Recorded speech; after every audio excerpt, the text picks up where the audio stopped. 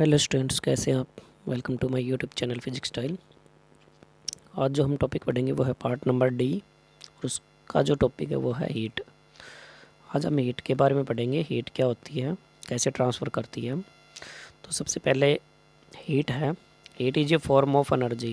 यानी हीट क्या होती है, एनर्जी का ही एक रूप होती है, एनर्जी की फॉर्म होती है। Which produce in us the sensation of warmth, जो हमें क्या करती है, गर्म होने का एहसास कराती है। ठीक है, उसको हम क्या बोलते हैं, हीट बोलते हैं। दूसरी बात हमारे पास ये होती है, heat is a form of energy which transfer from a body at higher temperature to another body at the lower temperature when they are placed in contact with each other. यानी ये जो हीट होती है ये energy की form होती है, लेकिन ये ट्रांसफ़र कैसे करती है, हायर टेम्परेचर, जो बॉडी की जो टेम्परेचर हायर होता है उससे लोअर टेम्परेचर की तरफ फ्लो करती है। ठीक है, when they are placed in contact with each other, जब हम दोनों को कांटेक्ट में रखते हैं तो जो हीट होती है वो हाई टेम्परेचर से लो टेम्परेचर की तरफ फ्लो करती है।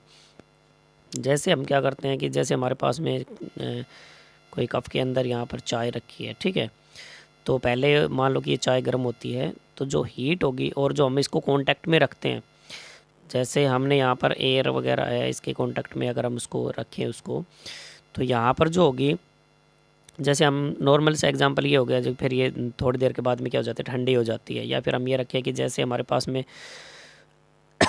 सॉरी, दो बॉडीज़ होती हैं, ऐसे ऐसे दो बॉडीज़ हमारे पास, ये बहुत ही ज़्यादा हाई टेम्परेचर की बॉडी है, ये हमारे पास लो टेम्परेचर बॉडी। इन दोनों को कॉन्टैक्ट में अगर हम इसको रखेंगे तो बॉडी जो होगी वो हायर टेम्परेचर से लो टेम्परेचर की तरफ फ्लो करेगी। यानी वो जो बॉडी आपके पास में हाई टेम्परेचर, उसका भी टेम्परेचर क्या हो जाएगा, बराबर इक्वल हो जाएगा, वो टेम्परेचर लो हो जाएगा उसका। ठीक है, यानी हाई से लो की तरफ फ्लो करती है। दूसरी बात हमारे पास में ये होती है कि एसआई यूनिट जो होती है हीट की वो जूल होती है, और सीजीएस यूनिट की बात करें तो कैलोरी होती है। ओके, दूसरी बात 1 कैलोरी क्या होती है, क्योंकि हमारे पास में जो जूल होता है, जो हमारे पास में जो फार्मूला होता है वो ये होता है, ये हो गया आपके पास में वर्क बटे में हीट, यानी इसको हमने जूल के रूप में लिखा है। ठीक है, तो ये आपके पास में हो गया, यहाँ से 1 calorie is the amount of heat required to raise the temperature of 1 gram of water through 1 degree Celsius. यानी 1 ग्राम वाटर जो है उसका टेम्परेचर 8 डिग्री सेल्सियस बढ़ाने के लिए जितने अमाउंट में हीट की ज़रूरत होती है उसी को हम 1 कैलोरी बोलते हैं। ठीक है, अब जो हमारे पास में 1 कैलोरी होती है वो 4.2 जूल के समथिंग, यानी उसके बराबर होती है। ठीक है, 1 जो कैलोरी होती है वो 4.2 जूल के बराबर होती है। ये इंपॉर्टेंट है, इसको आप याद रख सकते हो। 1 कैलोरी जो होती है वो किसके बराबर होती है, 4.2 जूल के बराबर होती है। दूसरी बात हमारे पास में टेम्परेचर देखिए क्या होता है, टेम्परेचर होता है the temperature of the body is the degree of hotness और कोल्डनेस ऑफ द बॉडी। यानी टेम्परेचर क्या होता है, जो कोई भी बॉडी गर्म है या फिर ठंडी है उसके बारे में हमें क्या बताता है, टेम्परेचर बताता है कि कोई बॉडी ठंडी है या फिर वो गर्म है। ठीक है, तो थर्मोमीटर जो होती है उससे हम टेम्परेचर मापते हैं। Is a device which is use for measuring the temperature. Thermometer एक ऐसी डिवाइस होती है जिससे हम क्या करते हैं, टेम्परेचर को मेज़र करते हैं। थर्मोमीटर को हम डिवाइड करते हैं 3 पार्ट्स में, 3 पार्ट्स में हम उसको डिवाइड करेंगे। ओके, देखिए फर्स्ट पार्ट हमारे पास ये है सेल्सियस टेम्परेचर स्केल। जो सेल्सियस होता है टेम्परेचर स्केल, उसको हम कैसे मेज़र करते हैं। देखिए, जो फर्स्ट जो हमारे पास में Celsius scale, the freezing point of the ice at the standard pressure is 0 degree Celsius. यानी जो फ्रीजिंग पॉइंट होता है आइस का, वो 0 डिग्री सेल्सियस पे होता है। 0 डिग्री सेल्सियस पे, जैसे हम बोलते हैं कि जैसे नेगेटिव जो वैल्यू होती है फिर 0 डिग्री सेल्सियस पे बर्फ़ जमना स्टार्ट हो जाती है। The boiling point of water is 100 degree Celsius. 100 degree Celsius पे तापमान जो है वो वाटर है वो उबलने स्टार्ट कर देता है, पानी जो होता है वो। The space between 2 fix point is divided by 100, each part is represented by 1 degree Celsius. यानी अब हम क्या करते हैं, जो हमारे पास में जो टी टेम्परेचर डिग्री सेल्सियस है, 0 डिग्री सेल्सियस ये है। अब ये तो हमने मान लिया कि जैसे आपके पास में कोई भी वैल्यू जो 100 डिग्री सेल्सियस हमारा बॉइलिंग पॉइंट आपने मान लिया, या फिर कोई भी टेम्परेचर कंसिडर कर लिया, और जो आपके पास में जो टेम्परेचर था, मान लो कि 0 डिग्री सेल्सियस है, उसको हम 100 से डिवाइड करेंगे तो आपके पास में ये सेल्सियस टेम्परेचर स्केल बन जाएगा। उसको रिप्रेजेंट कर सकते हैं। जो स्पेस जो होता है फिक्स 2 पॉइंटों के बीच का, उसको 100 से डिवाइड करते हैं। एक ये टेम्परेचर है, एक 0 डिग्री सेल्सियस, तो हम फाइनल और ये इनिशियल शो कर सकते हो आप, उसको 100 से डिवाइड कर दो। ठीक है। दूसरी बात देखिए, हमारे पास में नेक्स्ट होता है Fahrenheit temperature scale. The freezing point of ice is 32 degree Fahrenheit, यानी जो आइस का जो पॉइंट होता है, फ्रीजिंग पॉइंट, वो 32 डिग्री फ़ारेनहाइट होता है। ठीक है। दूसरा बॉइलिंग पॉइंट जो होता है वो 212 डिग्री फ़ारेनहाइट होता है। अब दोनों का यहाँ पर हम क्या करें, अगर दो स्पेस दे रखा दो फिक्स पॉइंट का, तो अगर हम उसको डिवाइड करें 180 से, तो ईच पार्ट जो होगा उसका वो रिप्रेजेंटेड किया जाएगा ऐसे। ठीक है। उसको हम ऐसे रिप्रेजेंट करेंगे, टी एफ माइनस का 32 डिग्री फ़ारेनहाइट अपॉन में 180। उसको हमने कैसे किया था, T C minus 0 degree Celsius और 100 से डिवाइड किया था। या हमने टी एफ माइनस का 32 अपॉन में 180। ठीक है। यानी जो हमारे पास में जो फ्रीजिंग पॉइंट है उसको हम यहाँ कंसिडर करते हैं। ठीक है। नेक्स्ट पॉइंट देखिए, नेक्स्ट हमारे पास में थर्ड एब्सोल्यूट, या फिर हम बोलते हैं केल्विन टेम्परेचर स्केल बोलते हैं जिसको। इसका फ्रीजिंग पॉइंट जो होता है इसका वो 273.15 केल्विन होता है और बॉइलिंग पॉइंट 373.15 केल्विन होता है।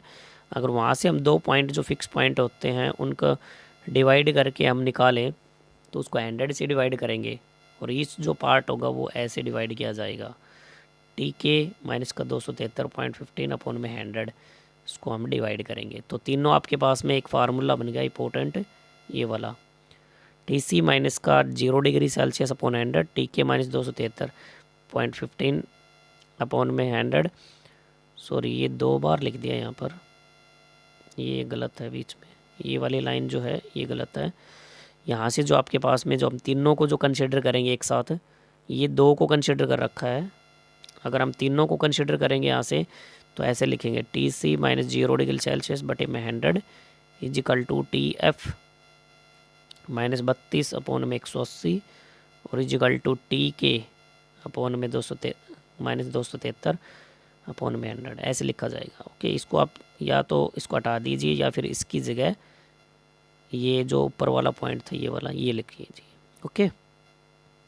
नेक्स्ट देखिए, थर्मल एक्सपेंशन। थर्मल एक्सपेंशन क्या होता है, all solids are found to expand on heating. मतलब ये हो गया कि जो सारे सॉलिड होते हैं उसको जब हम हीट करते हैं तो एक्सपेंड होते हैं, यानी फैलते हैं, कहने का मतलब ये है। This is called the thermal expansion. उसी को क्या बोलते हैं हम, थर्मल एक्सपेंशन बोलते हैं। ठीक है। जैसे किसी चीज़ को गर्म किया तो फैलना स्टार्ट कर देते हैं, उसको हम थर्मल एक्सपेंशन बोलते हैं। अभी जो थर्मल एक्सपेंशन होता है उसको हम 3 पार्ट्स में डिवाइड किया जाता है। 3 टाइप्स के होते हैं। जैसे कि पहला आपका एरिया एक्सपेंशन है, लीनियर एक्सपेंशन है, वॉल्यूम एक्सपेंशन है। ये 3 टाइप के होते हैं। तो हम सबसे पहले जो होगा आपका फर्स्ट, हमने यहाँ शो किया है पहले वाले को, मान लीजिए कि हमने ले लिया लीनियर एक्सपेंशन सबसे पहले, तो हम कंसिडर करेंगे the linear expansion if there an increase in the length of the body.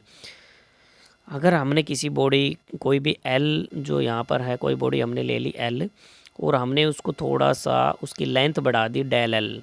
ठीक है। यहाँ से तो यहाँ उसको क्या बोलेंगे, लीनियर एक्सपेंशन, यानी यहाँ आपके उसकी लेंथ बढ़ गई है। ठीक है। उसको लीनियर एक्सपेंशन बोलेंगे। If del L is the increase in the length, if del T is small amount of temperature raised on it.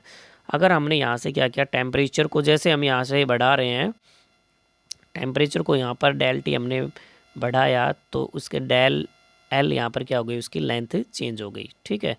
तो आपके पास में क्या हुआ, डेल एल यहाँ पर क्या है, जो लेंथ यहाँ से बढ़ी है वो, और एल ओरिजिनल थी। ठीक है। दूसरी बात, डेल एल किसके डायरेक्टली प्रोपोर्शनल है, डेल टी के। जितना टेम्परेचर आपने बढ़ाया उसकी लेंथ बढ़ गई। ठीक है। अब जब यहाँ से इसको कंबाइन करेंगे तो आपके पास में आ गया del L directly proportional L del T. Del L इस प्रोपोर्शनल को हटाने के लिए यहाँ पर हमने उसको लिख दिया इक्वल और यहाँ लिख दिया उसको अल्फ़ा। ये अल्फ़ा है। ठीक है। ये तो डायरेक्टली प्रोपोर्शनल और ये आपका अल्फ़ा है। ठीक है। ये अल्फ़ा है। अब यहाँ से जो अल्फ़ा की वैल्यू निकालेंगे तो ये डेल एल नीचे आ जाएगा एल अपॉन में डेल टी। तो alpha equal to del L बटे में एल डेल टी। ठीक है। ये आपके पास में वैल्यू आ गई है। अब ये जो अल्फ़ा है उसको कांस्टेंट ऑफ प्रोपोर्शनलिटी बोलते हैं। It is called the coefficient of linear expansion. ये जो अल्फ़ा है इसको बोलेंगे हम coefficient of linear expansion. Next देखिए, नेक्स्ट हमारे पास में एरिया एक्सपेंशन। जैसे आपने लीनियर पढ़ा था वैसे ही हो जाएगा एरिया। अगर हमारे पास में कोई भी बॉडी है, ठीक है, जैसे हमने एस की नाम की कोई एक हमने बॉडी मान ली, एस की, एस एरिया उसका, और डेल एस यहाँ पर क्या हो गया उसका इंक्रीज इन सरफेस एरिया। यहाँ पर हमने डेल एस उसका सरफेस एरिया थोड़ा सा बढ़ गया, कहने का मतलब ये है। तो डेल टी स्मॉल अमाउंट में टेम्परेचर को जैसे हमने बढ़ाया, डेल एस उसका डेल एस उसके सरफेस एरिया चेंज हो गया। तो वैसे हम लिखेंगे जहाँ पर भी आपने एल लिखा था उसकी जगह एस लिख देंगे, बस यही अंतर है उसका। तो आपके पास में जो बनेगा यहाँ से del S directly proportional S capital, del S directly proportional del T, तो दोनों को जब कंबाइन करेंगे तो आपके पास में ये बन जाएगा। और यहाँ पर हम इस प्रोपोर्शनल को जब हटाएंगे तो यहाँ बराबर लिखेंगे और उसकी जगह यहाँ बीटा लिखेंगे। ओके, वहाँ अल्फ़ा लिखा था, यहाँ बीटा लिखेंगे, तो ये बन जाएगा बीटा की वैल्यू जब निकालेंगे तो आपके पास में बन जाएगा डेल एस बटे में एस डेल टी। और बीटा यहाँ पर कॉन्स्टेंट प्रोपोर्शनलिटी जिसको बोलेंगे coefficient of area expansion. Okay, और लास्ट हमारे पास में है volume expansion. If there increase in the volume of the body del V. अगर हमारे पास में वी यहाँ पर वॉल्यूम है किसी बॉडी का और यहाँ पर कुछ हमने डेल टी टेम्परेचर को बढ़ाया तो डेल वी उसका वॉल्यूम चेंज हो गया, तो हम बोलेंगे कि वो वॉल्यूम एक्सपेंशन है। ठीक है, जैसे कि आपके पास में यहाँ पर डेल वी, यहाँ पर जो उसकी वॉल्यूम चेंज हुआ है और वी आपका पहले से ही आपका ओरिजिनल वॉल्यूम था। ये डेल वी, अगर हमने डेल टी टेम्परेचर बढ़ाया तो ये तीनों को हम प्रोपोर्शनल कंप्लीट मतलब उसको साथ लिखेंगे, एक साथ लिखेंगे, तो डेल वी डायरेक्टली प्रोपोर्शनल, इसको वी को एक साथ लिख लो और डेल टी को एक साथ लिख दो। तो इसको प्रोपोर्शनल को क्या करेंगे, यहाँ से हटाएंगे। इसको हटाने के लिए हमने बराबर लिखा और इसके जगह गामा, जैसे पहले वाले में अल्फ़ा फिर लिखा बीटा और अब थर्ड वाले में लिखेंगे गामा, तो लास्ट वाले में आपके पास में हो जाएगा गामा। ये गामा की वैल्यू आ जाएगी। तो गामा किसके बराबर हो जाएगा, ये हो जाएगा डेल वी बटे में वी डेल टी। ठीक है, ये इसका फार्मूला बन जाएगा। तो गामा यहाँ पर कांस्टेंट ऑफ प्रोपोर्शनलिटी है और इसको बोलेंगे coefficient of the volume expansion. ठीक है, ये आपका वॉल्यूम एक्सपेंशन हो जाएगा। तो तीनों आपके पास में फार्मूले आ गए, बस आपको क्या करना है, सिर्फ नाम चेंज करने हैं। पहले जैसे आपने अल्फ़ा निकाला तो ये आ गया आपके पास में, अल्फ़ा की वैल्यू मान लीजिए कि अल्फ़ा आ रहा था आपके पास में, अल्फ़ा की वैल्यू आई डेल एल बटे में एल डेल टी। ठीक है, ये आया। और जो आपके पास में बीटा की जो वैल्यू आई वो आ जाएगा आपके पास में डेल एस बटे में एस डेल टी, और ये आपका पास में आ गया गामा। तो गामा की वैल्यू ये आ गई। तीनों अलग अलग वैल्यू हो गई। आपको सिर्फ क्या करना है, नाम चेंज करने हैं, एल की जगह एस और एस की जगह वी करना है। ठीक है, तो तीनों हो जाएंगे linear expansion, area expansion and volume expansion. Okay guys, thank you, have a nice day and be happy.